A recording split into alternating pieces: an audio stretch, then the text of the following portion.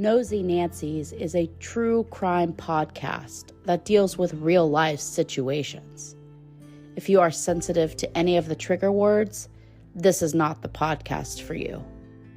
Listener discretion is advised.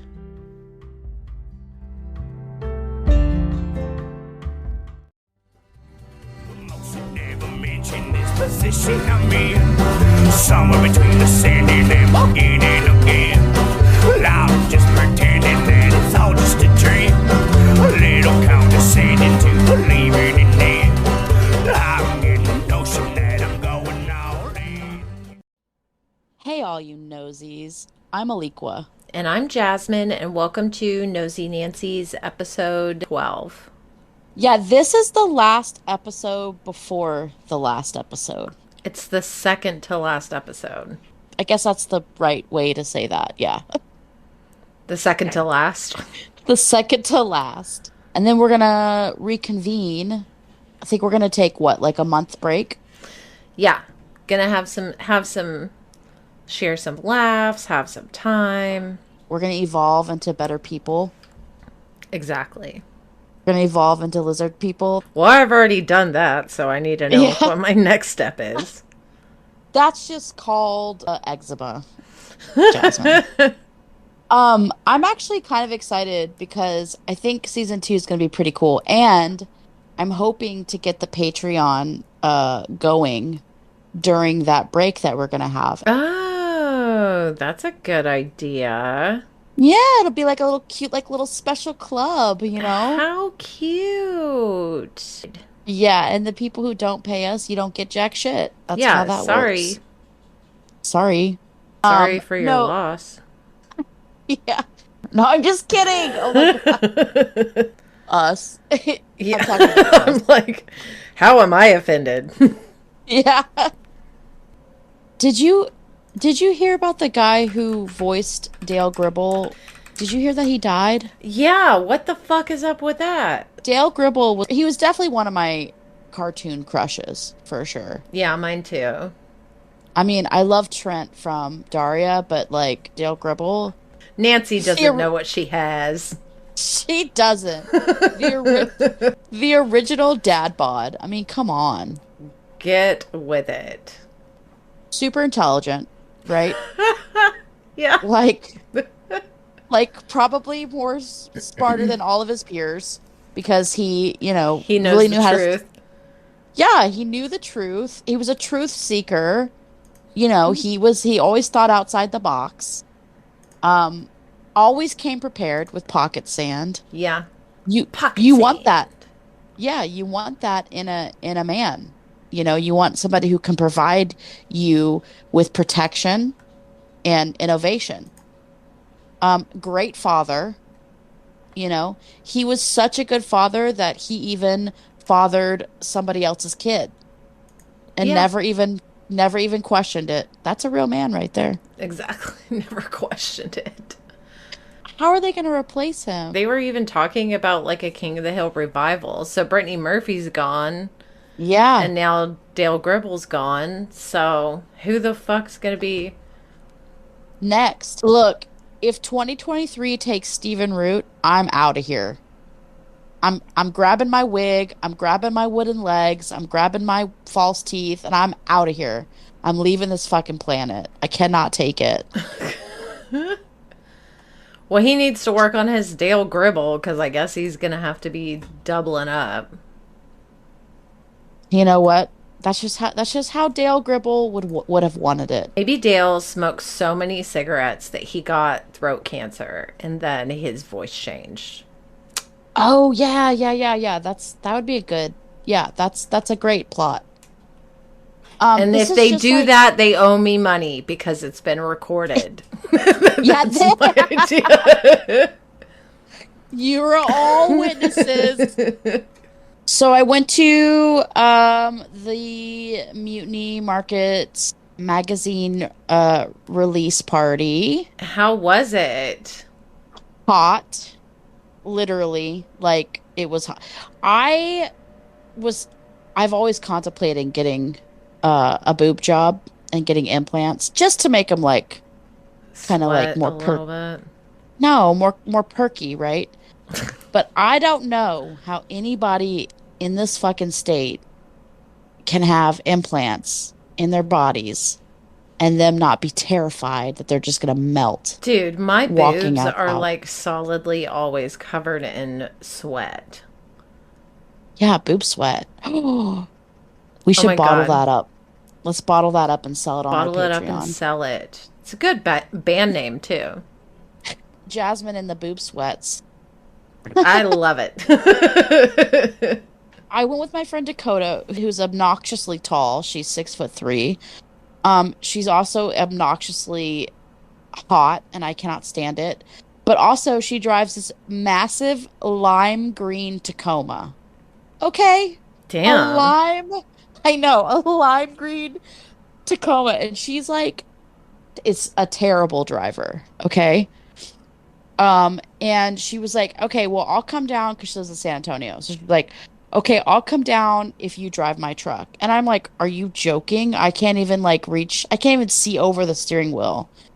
You know, like I drive a Honda Civic for a reason because I'm poor, but also because I'm tiny. I'm Right. short, right? I'm basically a garden gnome with a bad attitude. I've That's me. seen how many fucking phone books you have in your seat, ma'am. That's right. That's right. I'm single-handedly keeping the phone book industry alive. Okay. So so she's like, I'm like, okay, fine, yeah, I'll try to drive your truck. Bad idea. Look, my car is like a 2014, okay? It has a backup camera, and I thought it was just the tits, right? I get into this fucking sassy green truck and it's like beeping at me every time I go out the lines, but I'm sorry, I can't even see the fucking road. We pull up to this restaurant off of Burnett and I do this all the time in my car, but it's low to the ground, so it doesn't matter. But I get out of the car without unbuckling my seatbelt and I just like leap out of the car and I'm still buckled in. And I'm like 2 feet from the fucking ground, dangling Oh from my this God. from this massive green fucking truck, death trap, basically, is what it is. And I'm like screaming for Dakota to unbuckle me because I'm gonna fucking die, right? And that then that big old bitch is out there. She's just laughing her ass off, watching me struggle. She unbuckled you. Yeah, she unbuckled me. I mean, I was sitting there dangling like a fucking Yeah, that's what I just imagine you like a fucking like little marionette just dangling from the Tacoma screaming for help. yeah, that was me. I almost died from buckling my seatbelt, Not worth it. ironically. So yeah, we went there and it was like fucking hot as balls. They sold out of all the magazines by 10 o'clock. Wow, that's fucking awesome. Yeah, it was really cool.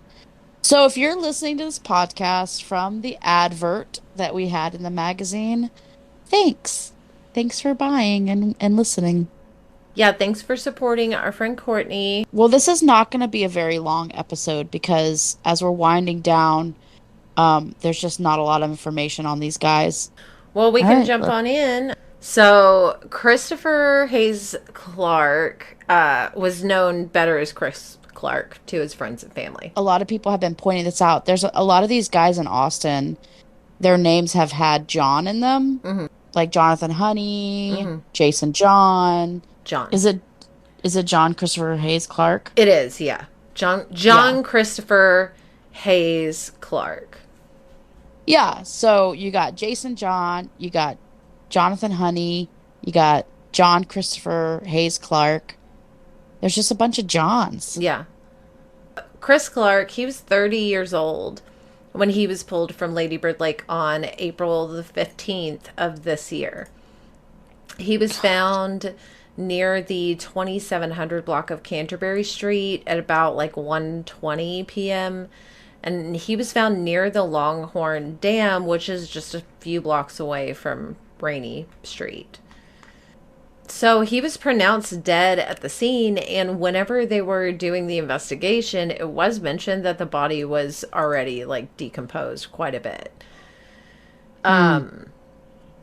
At the time that he was found, police also said that homicide units were on the scene, but they had already determined that it just wasn't suspicious, but that the incident was still under investigation, and they were working with the Travis County medical examiner. Now, Longhorn Dam is not next to the area where they started to put the, like, safety, the pathetic little safety precautions into place. Right, right. So the lighting and stuff it didn't have any effect on this area. But this was around the time that the patrols started to increase. So they had started increasing the patrols, the police, like 2 weeks prior to Chris disappearing. They broke up a few bar fights, and they found one person who was separated from their friend group, and that's really all that you see get mentioned. That's actually really interesting because Longhorn Dam is east of I-35. It's farther from what we normally, where we've been seeing the majority of these guys turn up at, right? Right, right. So that actually makes like a lot of sense. Yeah. Because that's what I was wondering when this first happened.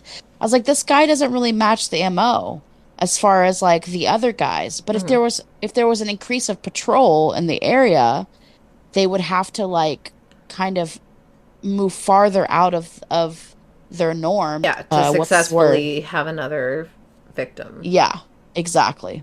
Yeah, so around this time, so Right. Jake Waltrip was found September 28th of 2019. Then Christian Pugh, who survived, he was discovered November 18th of 2019. And then Jason John was found in Lady Bird Lake February 14th of 2023. Cliff Axtell was found March 5th of 2023. Jonathan Honey was found April 1st of 2023. And then now Christopher Hayes Clark is April 15th of 2023. Before Christopher Hayes Clark even went missing, there were already 5 bodies discovered, like, within just a few months' time. Right. And then all of a sudden he's popping up. So people already were starting to freak out that there's a serial killer, and, you know, all the speculation started and all the groups on Facebook, and everybody was trying to figure out what's going on. So That's right. I think we started this podcast right before they found him. yeah. The police were definitely having to do like a kind of call to action type of thing, and at least show up downtown on Rainy Street to make it look like they were trying to do something. So, I mean, it only makes sense that the next victim would be found same lake, but further down where there's not so much heat. Christopher, he had attended Eastside Memorial High School, where he met, I'm assuming it's Regan, because it's spelled Reegan, so that's what I'm going to say. Okay. And if that's wrong, then fuck me. But if that's wrong, please forgive us. Please forgive. I'm just doing what my little brain is capable of, and I'm going to say it's Regan. She was a private school girl, okay? Yeah. That's one step above homeschool. All right? Exactly. Like, so I don't know. I don't know what I'm doing. So him and Regan met each other in high school. Oh, that's sweet. And they were together for nearly 10 years. They would have their only child together in 2011. And from what I could see, they had recently split up. They just decided that they didn't want to maintain a romantic relationship together anymore. But they did still have a strong bond and friendship, and they did want to continue to have that with each other, for the benefit of one another, but also for their son. So they were amicable. Yeah, they remained very close even after the split. Yeah, I couldn't find anywhere that said what Chris was doing in that area or if he met friends downtown and like walked off or anything. And he wasn't seen on any surveillance cameras at all. Regan said that the last time she saw him was on Easter Sunday, which was the 9th. And then on April 11th, he told his mom, Christine, that he was going to head out, and he just never came back home. And then he was found on April 15th. That yeah, I don't think there's been any information about his disappearance, or like, I mean, they just haven't followed up with on that at all. Yeah, so looking at Regan's like Facebook page, Hmm. it's heartbreaking. She's definitely like, she's really struggling with this, and it's obviously just incredibly heartbreaking for her, which I'm Yeah, hoping that her and like his family, her family, get closure soon, for their yeah, child, who is, 12 years old too. yeah. Um, That's got to be so hard, because how do you? I mean, like it's hard. It's hard enough whenever you're going through like a divorce, but it's even harder when like the person who's supposed to be co-parenting with you is like gone. Like right. how do you? She did say that she has a lot of support from his family also, which is good, but uh it's just heartbreaking. It was heartbreaking to Yeah, look at. yeah. I bet. But since learning of Chris's passing, Regan's gone out to the trail every day, like Really? pretty much every day, to try to piece together his final hours and to look for clues. I don't know if she's still going daily, but as far as I know, from the way it seems, this has really like been fucked up for her, and she's demanding answers. Yeah. And she's received no answers from investigators on what happened, even leading up to his disappearance or like when he was found. She really thinks that he didn't go to Rainy Street or that he didn't go to any bars, but she's really not sure. Yeah, how And do you know? I mean, how do you know? You just don't know. yeah, and she has no idea what would have eventually led him to go to the lake, because he wouldn't normally go down there, she said. She did say that she believes that he was put into the water after he died, and that she believes that something's going on at the lake. And even if he fell in, she said he was a good swimmer and kind of a sporty guy. So there wouldn't be any reason that she could see for him to not have survived. It's heartbreaking whenever it involves somebody that's a family man, but it's even more heartbreaking when you just know that something is not right, and the authorities and or whoever are just not listening to you. Yeah, You know? so she did say that it took police 2 weeks to call her back. She was calling them daily, just trying to get like any sort of update for like what's happening, like what do they think the cause of death is, like what did they find anything out. So it took them 2 weeks for to even get back to her. They said that it was due to them being short staffed. Yeah. I mean, And that's been their, if it's not that, it's something else. It's always something. exactly. So, any time she asks anything, she's just told it's under investigation. She says that she's not sure what they're investigating because she never sees them out at the fucking lake trying to put the clues together, and her and his family don't see anything being done at all. She was told that it's not being investigated as a homicide because there's no leads. So,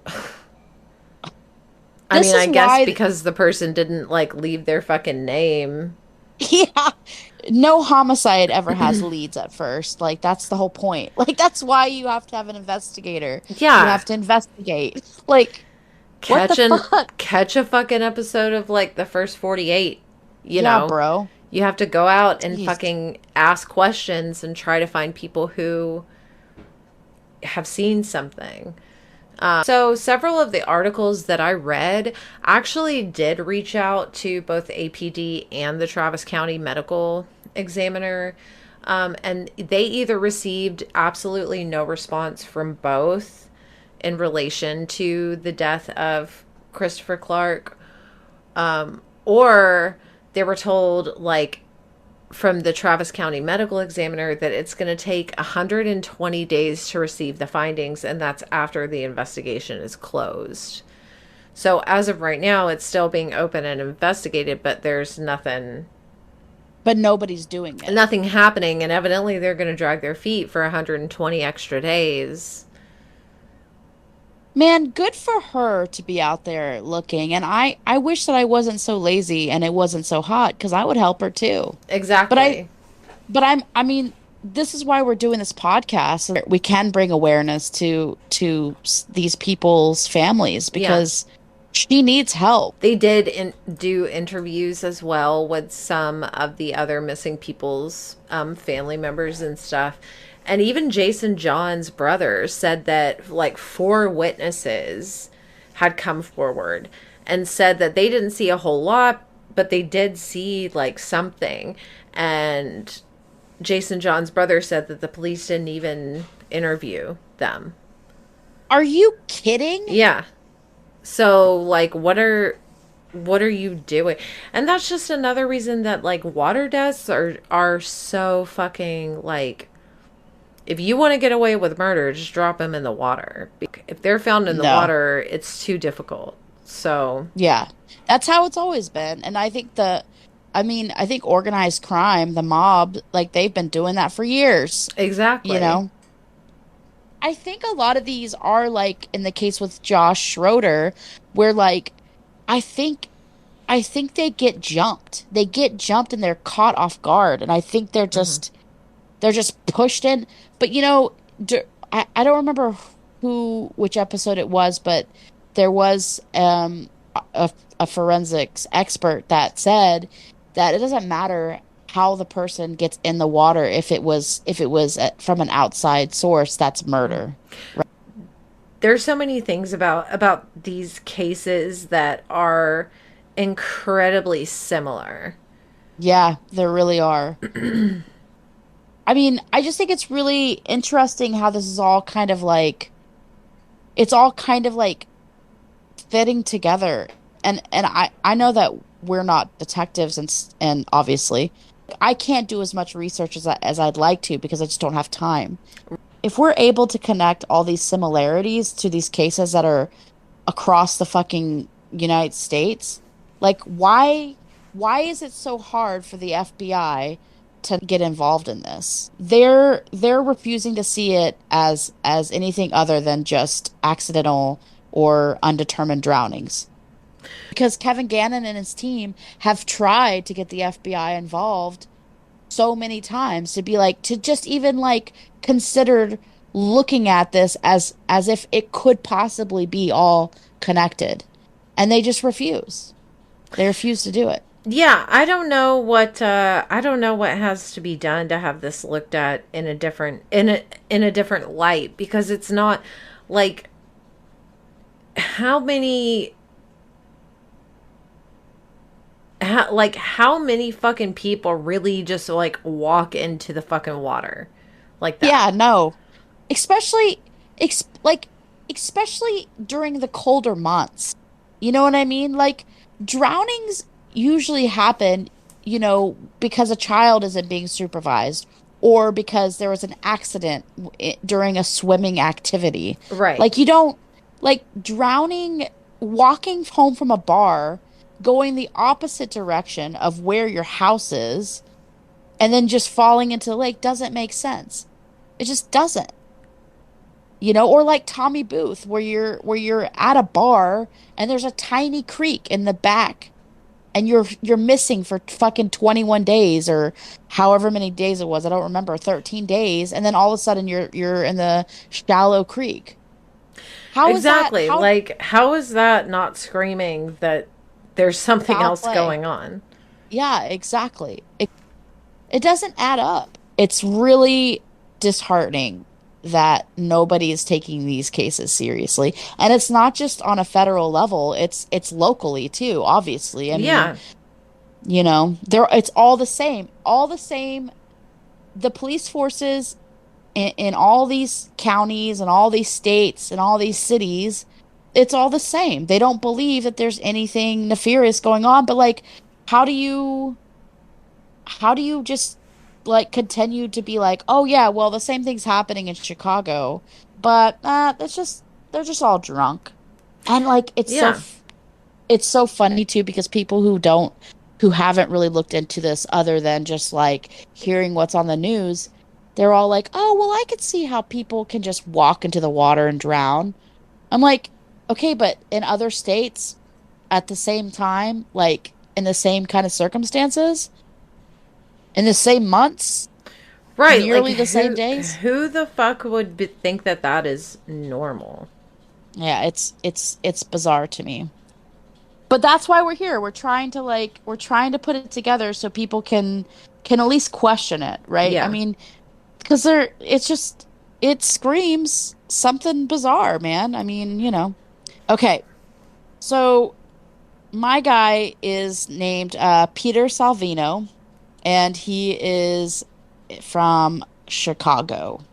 On December 17th, 2022, 25-year-old doctoral Northwestern student Peter Salvino went with his friends to a house party at the 2400 block of North Geneva Terrace in Lincoln Park, Chicago. At around 11:59 that evening, Peter left the party to start his walk back to his house, about half a mile away from where the party was. Again, this is kind of like Todd Geib, where Yeah. Todd Geib was in an apple orchard. He had had enough, so he started walking back to his apartment, which was what, like a mile away, not even a half a Yeah. mile away. Yeah. Yeah. Super close. Super close. There was confirmation that at this time, Salvino was on a FaceTime call with one of his friends. At around 12:15 a.m., the same friend called back to confirm if Peter had made it home, to which he had said he had not yet made it, that he had not yet made it back to his home at the 800 block of West Lille Avenue. This would be the last time Peter would make contact with anyone. At 12:31 a.m., Salvino's phone pinged a location near Diversey Harbor. Then, at 12:37 a.m., the friend called again to see if Salvino had gotten home, but the call went unanswered. Several friends sent text messages to his phone between then and 9:30 a.m., adding that the messages were successfully delivered to his phone but remained unanswered. So from 12:37 a.m. to 9:30 a.m., his phone was still on because it was receiving messages. Gotcha. Um, at approximately 9:45 a.m., all calls went straight to voicemail and all text messages went undelivered, which I guess would mean that the phone Was was turned off. off? Okay. Yeah, it was turned off or it died. But I think this is really important because that doesn't make sense to me. Yeah. Okay, like um I'll come back to that. On December 21st, 4 days after Peter Salvino went missing after leaving a house party in Lincoln Park, his body was pulled from the Diversey Harbor in Lake Michigan after the authorities tracked his last known cell phone ping from that area. The Cook County Medical Examiner's Office listed Peter Salvino's cause of death as drowning, with an ethanol intoxication as a contributing factor. The manner of death was ruled an accident. So basically, they said he drowned Because he was drunk. because he was drunk. Now, there was talk about later on that his friends were saying that he was drinking, but he was not Hmm. drunk. He wasn't to the point where he couldn't walk home. Like, he was walking fine. The only known surveillance footage of Peter is at a hot dog stand in Lincoln Park called the Wiener's Circle before heading to the house party on North Geneva Street. Salvino's family issued a statement a short time after his body was found, thanking the police department and the public while asking for privacy. We are both shattered and relieved to report that earlier Tuesday we found Peter during the marine search at Diversey Harbor. Throughout the last 3 days, we have been overwhelmed by the support and assistance we've received from friends, family, and local residents and businesses in our search for Peter, the statement read. We are grateful beyond measure for their diligence, without which Peter may never have been found. So here's what I think is really interesting. So he stopped answering his phone at 12:37 a.m. Mm-hmm. the night of December 17th, right? Right. Or the morning of December 18th. Um, and his messages and his phone kept like ringing up until 9:45. So if he was in the water, if he because what they're suggesting is that he Got drunk and just fell in or yeah, fell whatever. in. But if he was in the water and his phone was submerged for that long, wouldn't his phone been dead? Like, wouldn't it As have soon as it shut hit the off? water.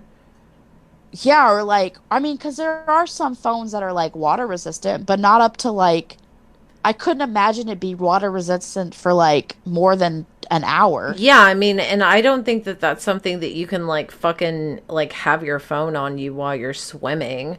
I think it's something like if you accidentally drop it in the toilet, you can like reach in and grab it. Right. Yeah, you're right. So I think that's really interesting that the last place that he was pinged was the harbor, right? Right. So how is it that his phone could be submerged for that long and still receive text messages and phone calls? Because at 9:45, all calls went straight to voicemail and all text messages went undelivered. Right. So what does that mean? To like Which if what does you that mean? have it, which if you have your phone off, the text messages still go through. You just don't get them until you turn your phone back on. But they're Right. not return to sender like if there's something wrong with your service. Yeah, that's what I don't understand either because if it said it went straight to voicemail and all text messages went undelivered, like what does that mean? Or maybe they're talking about the text messages went through, but they just were unread. I don't know. Maybe.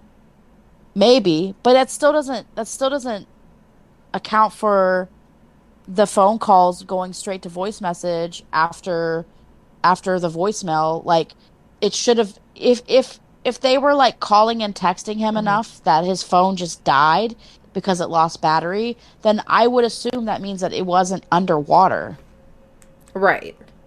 Because but if it was underwater, like if it was on his person when he fell into the river or the harbor, then it would have I think it would have died, it would have circuited a lot sooner than 9:45 a.m. Yeah. It leaves it open for questioning because like if he didn't go in the water with his cell phone, then he didn't fall into the lake. That means he made a conscious effort to put his cell phone down on the ground, which would Like, I have been absolutely fucking like sloshed. And yeah, I'm never like, you know what sounds good is getting in the a water. swim. Yeah, especially in December where it's Yeah. cold in Chicago. That Exactly. is it just doesn't make sense. If the cell phone was on his body when he was recovered, then that would mean that he didn't go in the water at 12 uh 47 a.m. or 12. at 12:30, yeah, Yeah. 12:37 a.m. because the cell phone would have died around that time, Right. or shortly after. So where was he? I None of think this that shit adds up. no, it doesn't. And I think that's enough to like look into his disappearance and his death Yeah. as something else than just accidental drowning. Right. No. Um, Definitely. Salvino was 6 feet 1 inch, and he was 190 pounds. So he was a big guy. He Hmm. wasn't some easy little target, you know what I mean? He was a Right. he was a big boy. He was also a second year doctoral student in the Pinto Lab, which is a part of the Northwestern University Interdepartmental Neuroscience Program. Damn. So yeah, so he was a smart guy. He fits the bill. I mean, that's what all these guys have been these really high performing, athletic, intelligent men that end up just walking into the river because they got too drunk. It just doesn't add up, you know? I mean, seemingly not. Seemingly they're just like, whatever, in the water, accident, but I'm hoping Yeah. somebody, maybe somebody who's like wanting to build a career and leave behind a legacy or something, looks at cases like these and actually tries to Well, and I think figure that's out what what's going on. yeah, and I think that's what Detective Gannon is doing, and I think that they've gotten really close. It's Well, just hard.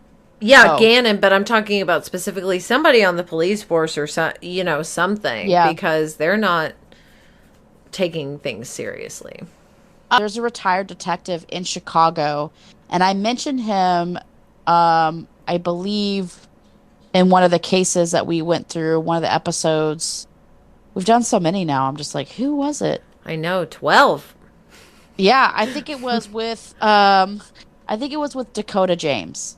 Oh, okay. Um, there was a retired detective that had noticed a pattern, remember, of guys being found in Chicago in threes. Yeah, yeah. And he's been trying, I mean, he was brought up not on the case of Peter Salvino, but in the case of the another guy who was very similar to Peter Salvino, which Hmm. I feel like we'll get into in season two. But he was mentioned in a couple of these reports about how he's like there's something going on, there's something going on.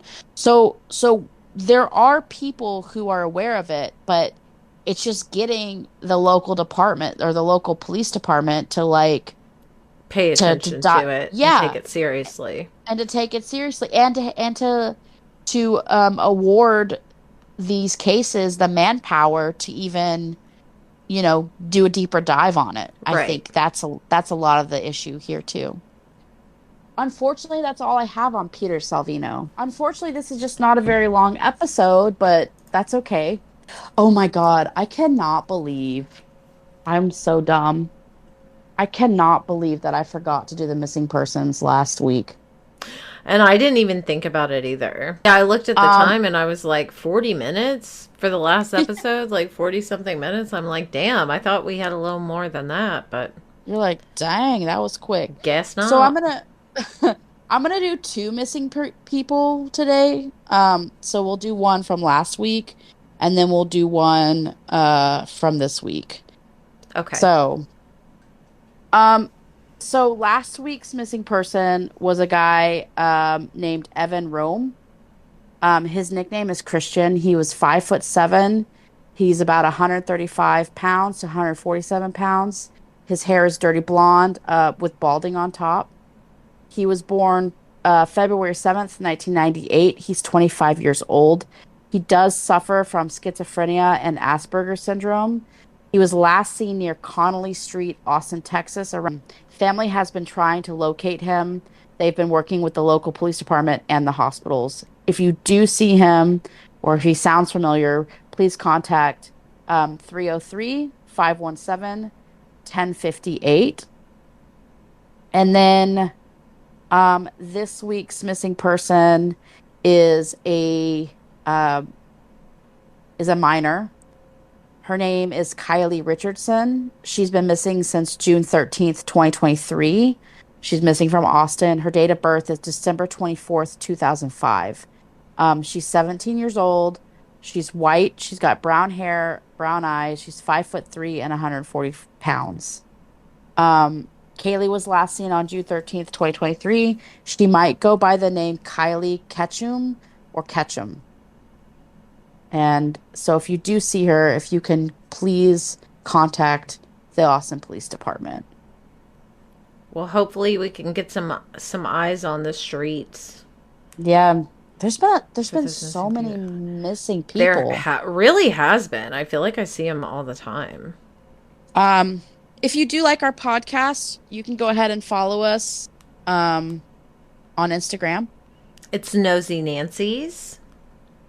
And you can also join our Facebook group.